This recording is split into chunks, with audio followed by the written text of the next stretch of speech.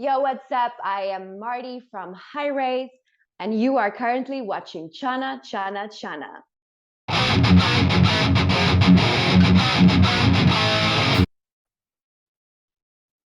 Hi everyone, welcome to another episode of my podcast. We have a very special guest today joining all the way from South Africa. We got Marty du Plessis joining the podcast. Hi Marty. Hey, Channa, how are you? I'm good. How's your morning? Very good. Like I said earlier, a little bit hungover. So how is the life sort of after or getting out of the pandemic? How's the life now over in South Africa? It's interesting because things are completely back to normal. We're out of a lockdown. We don't have any restrictions. However, it's quite difficult to adapt to normal life like we used to.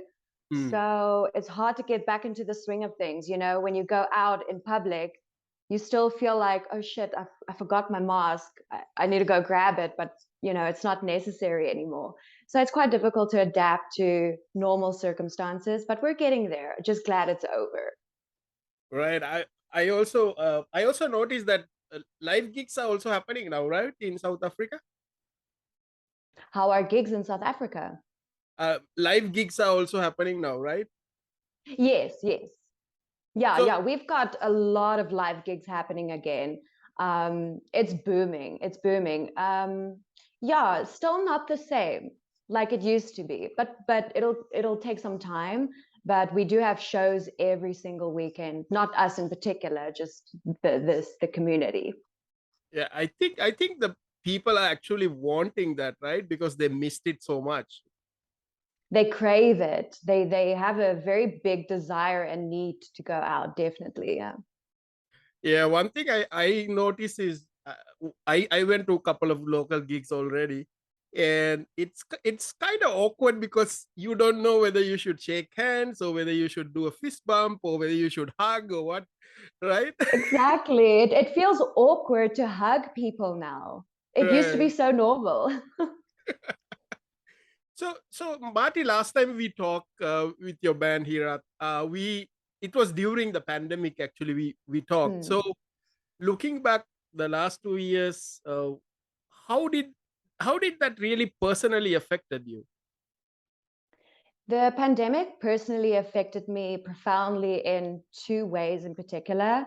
The first being in a positive way, because we weren't allowed to gig as much or see people as much. It your creativity in other aspects of your life and other fields. So it really sparked new creativity for me. Um, in a negative way, it was emotionally difficult to adapt to the social circumstances. I think human beings being pack animals and social animals, we have such a, need for interaction. And I don't think a lot of people got the necessary interaction with other people for a long time. And I think that, you go into a dark place inside your head mentally because you're not seeing other people, you're not seeing your friends or your family. If you live alone, I think that must have been the hardest for people who lived alone, because I lived, with my partner, and we live in a commune, so there were a lot of people around us all the time, but I still found myself going into like severe depression because the Mm. whole world was just feeling this together. So yeah, in that regard it was quite difficult. Right.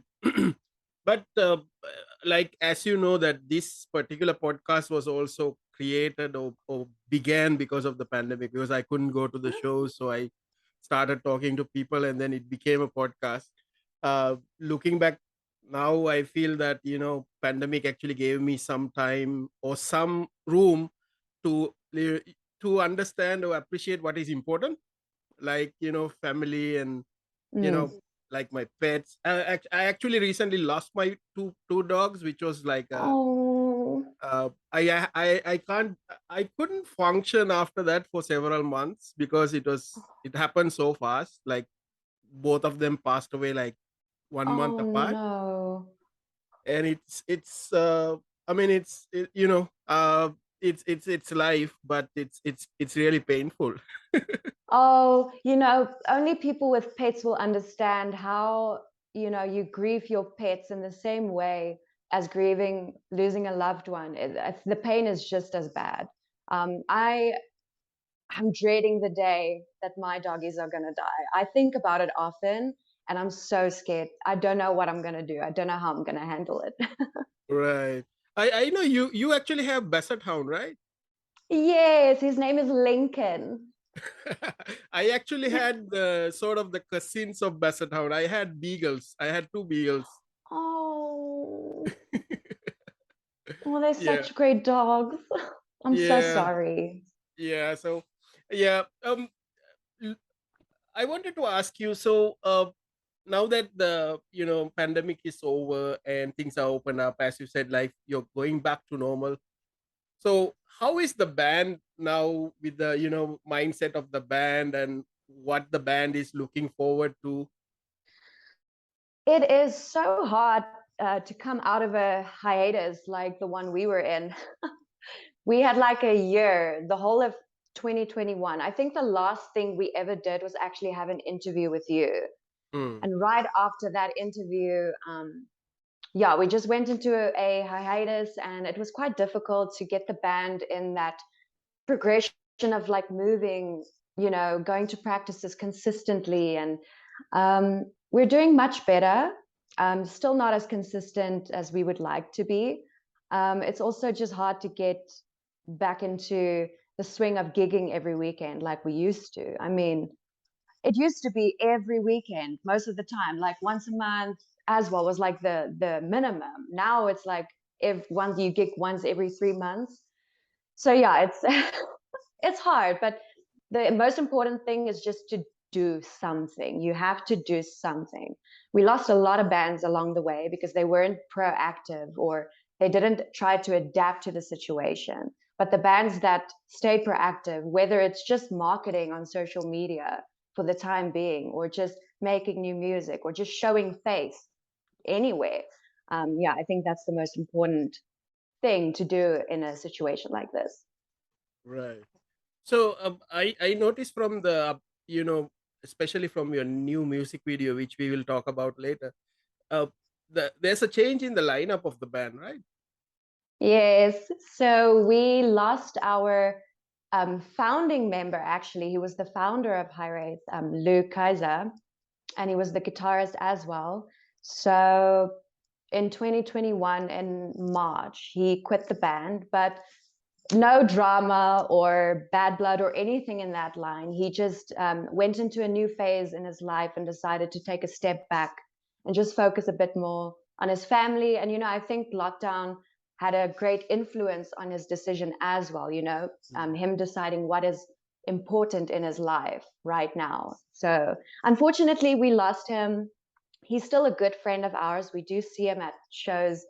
Um, but yeah, we got Kyle Buerta. He's the new member, and he became such a key member so quickly, being the youngest member, age-wise, and like being in the band-wise. But he's such a key member. He writes all the new music for us, and yeah, he's actually now in like 5 other bands as well, 5 other successful bands. So he's a bit of a band slut. Five bands. Yeah. Right. Marty, I think I said this in social media before. I think you've probably seen that your music video Lucid is one of my favorite music videos. Oh, that's so sweet of you. Thank you. Lucid Right. is very special to me. Yeah, I loved creating Lucid, and the music video is just amazing. I love it. Right. Now, the recent tell me about the new song that you released, the Everlasting Loss of Pain. So how did this idea came up, and how did you execute that?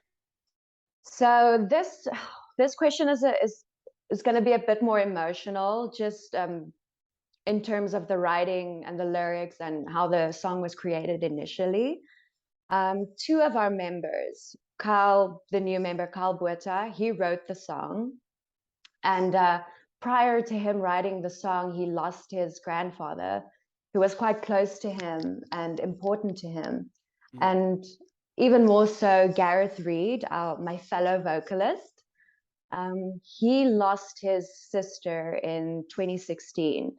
And, you know, the being, because he's my partner, so being with him in his journey of grief kind of inspired me to write the lyrics the way I did and to choose the particular words, and also to base the music video around the process of grief.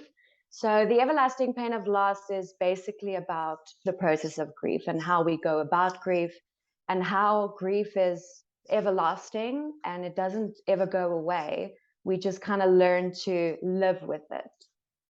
So yeah, it's quite a sad song. Right.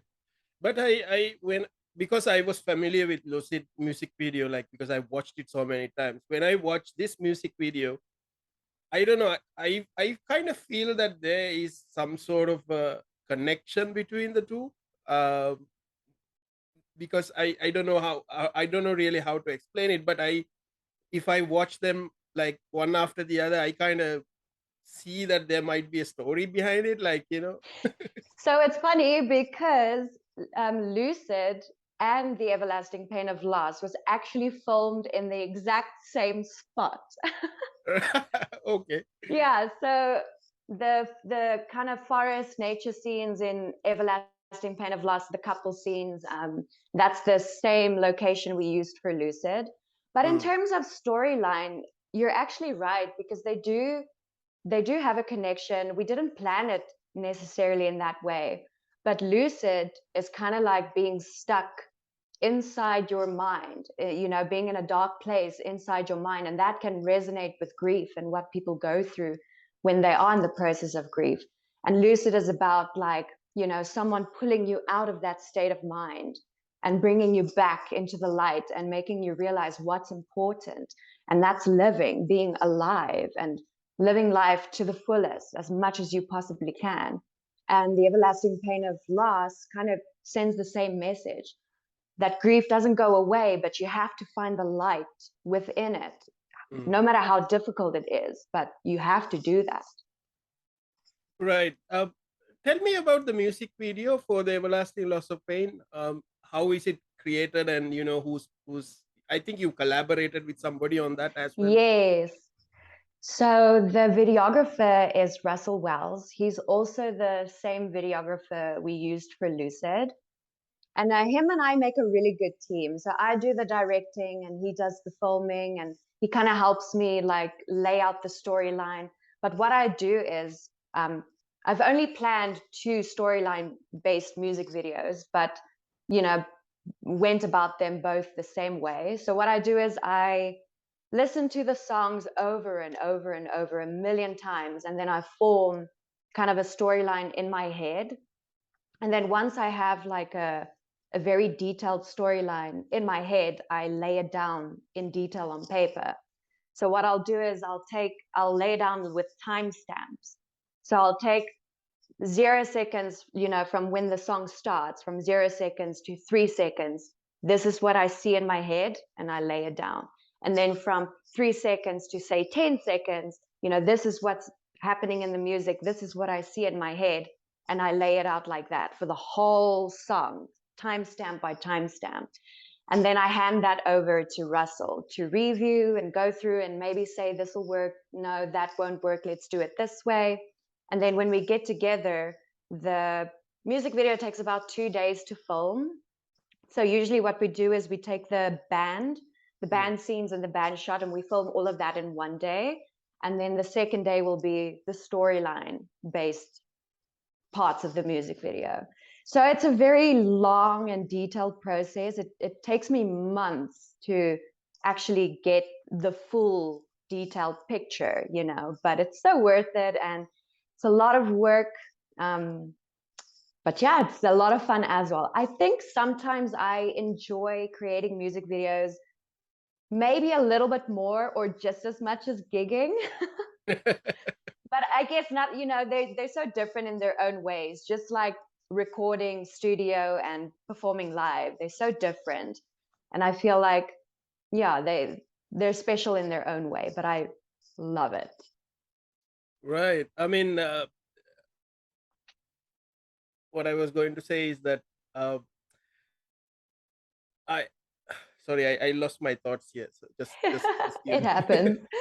because where, because when I saw the title of the Everlasting Loss of Pain, I also remembered, as I said earlier, losing my pets, because the grief, we have to learn, as you said, it doesn't go away. We have to learn to live with it. But I see, Marty, in another way, that we kind of purposely sometimes we go into that feeling of grief and we try to remember that. And are we kind of liking that sometimes, in a way, that we go and feel sad, but we're trying to be sad by ourselves? I feel that there's something like that. We always, it's not that, it's maybe we can totally forget about it, but we don't, right? We keep still holding on to it, and we keep on visiting it sometime, right? That's true. And grief is a very natural process that humans have to go through. Um, Everything about grief is normal. And I think we need to normalize death a bit more and talk about death a bit more. Because in modern society, we're so afraid to have conversations about death because we feel it might be too painful. But the truth is, people have to experience that pain. And whether you are making yourself sad, that's also normal. Sometimes I have a really good day and nothing is actively making me sad, but then I go and I force myself to be sad, and I wonder sometimes if that's my brain and my body's way of telling me you need a release. You need to go through this because your body needs to go through this and your mind needs to go through this to kind of cleanse yourself in a way. So Right. yeah, grief it's definitely difficult. We do hold on to it, and I think it's just part of the process, just learning to let go. But you don't ever really let go of grief. It always stays with you. It lives with you. You just learn to adapt and live with it. Right. One thing I like about the music videos is I don't see, like, I mean, you've been such sort of a newer band, but you put so much energy to these music videos and it comes out so good quality. So it sees the commitment out of the music videos, right? What you have, the commitment for your band. Thank you. We have I wouldn't call it like a band rule, but we have like a way we go about our content, and that it always has to be of quality. So we would rather wait, like a year before putting something out, just so that we can have one thing that is good enough of quality. Because one thing in South Africa that we lack, unfortunately, is good quality music videos. And we want to, like, start a new phase in our music scene where bands do focus on content and music video, because we're all so connected socially through social media and YouTube and all these platforms that, if you don't release good content, people around the world, it won't catch their eye good Right. enough. You don't want your country's quality to be the only quality. You want to look at what international bands are doing. And even our music videos aren't close to international level. We just don't have the funds for it, unfortunately. But we make do as best as we can with what we have. So yeah, that's how we go about that. Right. So on the latest music video, one thing that I noticed was the your tattoos. Because I saw the Hello Kitty tattoo and the Game Over tattoos. You know. Yeah, these are my brand new additions. Right. So how is it in South Africa? The is tattoos acceptable in the culture? Yes and no. Um, we're moving into a time where it is definitely becoming more acceptable. But in terms of South Africa, we have to remember we have like 11 official languages, Mm. unique to this country. So that's 11 different cultures that you have to keep in mind, with each of them having their own view around particular topics and stuff like that. Some may accept tattoos, others may not. I know definitely in my culture, the Afrikaans culture, we're still very traditional and very religious. So in my particular culture, it's not that accepted. However, in the same breath, I've never had an incident where I got insulted or felt uncomfortable. And even my family, they're so used to it by now. I think it was quite a shock the first time I got a tattoo. But I think your parents know you well enough that they kind of feel like this was bound to happen. Right. So But yeah, it's still very not accepted as much as we would like it to be. right. So do you get the tattoos from the same artist or different artists? So we a few years ago, when Hiraeth just started out, we were sponsored by different artists, and then we moved to a new sponsorship. So yeah, we get sponsored, so I get free tattoos. But then my job is to literally walk around and show people and market it, and music videos are another great way to market your tattoos. So yeah, as of late, I get my tattoos from the same company, the same studio, but it's like 3 different artists that I get my tattoos from. But they are called Dark Side Tattoo Collective, and they are amazing. Right. I'm not getting paid to say that. Yeah. I actually have 2 tattoos. I actually got, you know,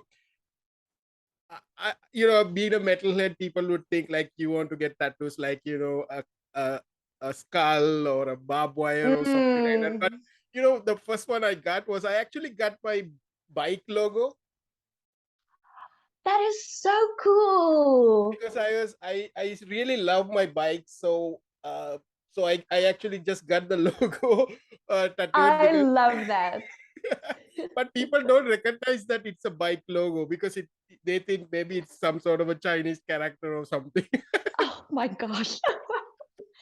One thing about tattoos is that you always kind of have to explain them to people, and people expect you to have such a deep meaning in regards with your tattoos. But with me, I just get what I like. I love Hello Kitty, so I'm gonna get Hello Kitty. My tattoos doesn't mean anything in particular, except maybe my first tattoo I ever got. You kind of like want to give it as much meaning as you can because it's your first tattoo. It must be deep. But honestly, my first tattoo is the panda, and honestly, I just love pandas, so that's why I got it. Right. So yeah, I mentioned I cycle. I know you and Gareth also do cycling, right? Yeah, it's a new addition to our lives. We, implemented it in our routine recently. Because he lives so close to where he works, we decided it's such a great initiative to be active, on a consistent basis. So he'll cycle to work, and then I'll just cycle along with him, in our neighborhood, and then I cycle back alone, and then I'll go meet up with him halfway when he's done with work, and then we cycle back together. It's a really great way and motivation, especially when you do it together as a couple and not just you alone. Whoopsie. Right. I My was I little was ukulele. I was actually going to, because when I saw, like when you came in on Zoom, I saw the ukulele and it kind of felt you're in like in Hawaii. I love it so much. I can only play 3 songs. Um, I love the little instrument. I can play the piano and I can sing, but I thought, the ukulele is so cute and it's quite easy to understand the theory of it. So I just bought myself one, and me loving yellow as much, it just suits the whole vibe. But it does feel like you're in Hawaii. Even when you play it, you feel like you need these pedals around your neck. Right, right. So I've been having this question. I think I even asked you it during the last interview. When when are you guys putting out the full length album? Oh, I also want to know. Losing a member at the time, it kind of like prolonged the whole process of making an album. But we are currently busy making another EP. And then I guess once we release that EP, we can add a few more songs, and then we'll have a full length album. But it'll sadly not be this year. But we are aiming to complete the EP this year. We're actually in the process of recording a brand new song. So it's totally the opposite of the everlasting pain of loss. It is so much heavier. It's probably going to be our heaviest song to date. So we're very excited for that. Lots of breakdowns.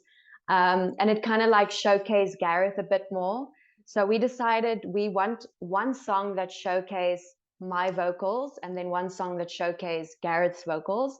And then from there, we'll, balance it out. So the next song is going to be heavy. Right. So now that the things are opening up, any plans to like perform, tour, live gigs? We had a few live gigs earlier this month, in August, and not having any gigs lined up yet for the rest of the year that I can think of. Yeah, we totally just focused on releasing the music video and the single. We're taking a tiny bit of a break right now, just from performing, again, focusing more on the content. Yeah, I was hoping to actually get a Halloween gig. Those are always my favorite gigs. But yeah, no gigs as of yet. But I'm sure as the weeks go by, you get new offers and things like that. So yeah, the focus Right. now is the new EP. Right. For the new single and the music video, how's the response? Ooh, it actually really well. I was a bit nervous, to be honest, because the song is so different to your normal metal songs.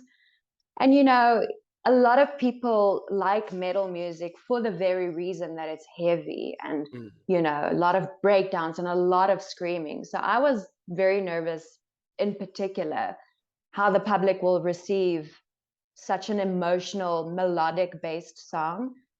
And it's doing very well.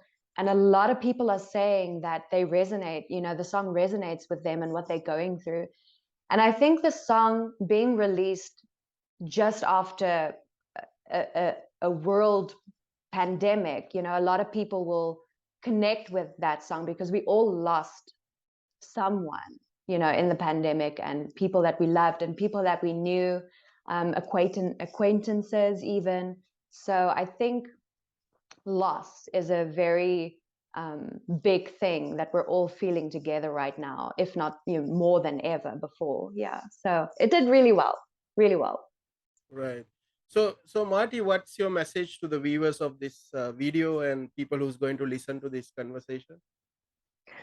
My message to you would be, take care of your mental health and listen to good music, whatever that may be for you.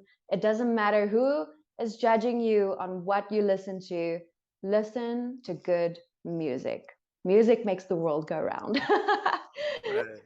Yeah, I mean, don't get just stuck on a genre or type of music. Right? Yeah, Listen to what you like. explore. Yes, Yeah, I mean, explore what you like. You won't. go ahead, Yeah, go ahead. sorry. I mean, No, just. I was just started listening to some of the K-pop stuff because it's so huge in the world. Oh, yeah. You see, you don't know if you'll like something, if you don't explore it. So Correct. yeah, just explore new genres. Listen to whatever. There is good music in every single genre, even pop. Right.